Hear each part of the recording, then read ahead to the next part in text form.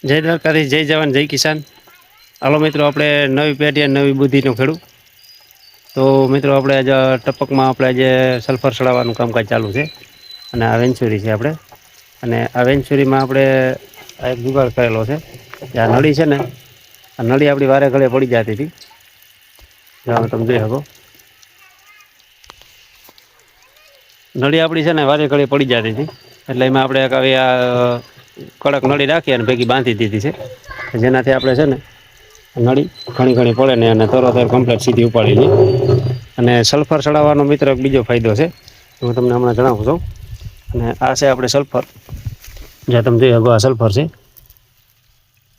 Sulphur અને calcium પણ ભેગું હોય આમાં.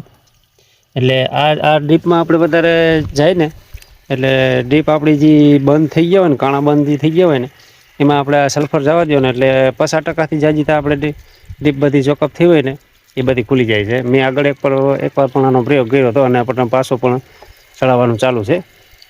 એટલે ડીપ આપણી ક્લીન કરવી હોય ને, જે કાણા બંધ થઈ ગયા હોય ને, એ બધા આપણે આનાથી ખુલી જાય. તો મિત્રો, જે લોકો ટપક વાપરે ને એ અવશ્ય એકવાર કેલ્શિયમ સલ્ફર ચડાવજો. એટલે તમારી ડીપ છે ને બધી ચોખ્ખી થઈ જાય. અને એનાથી આપણે બીજો પણ ફાયદો થાય કે આપણા છોડવાના જે કેલ્શિયમ અને સલ્ફર ઘટતું હોય ને એ પણ પૂરું થઈ જાય.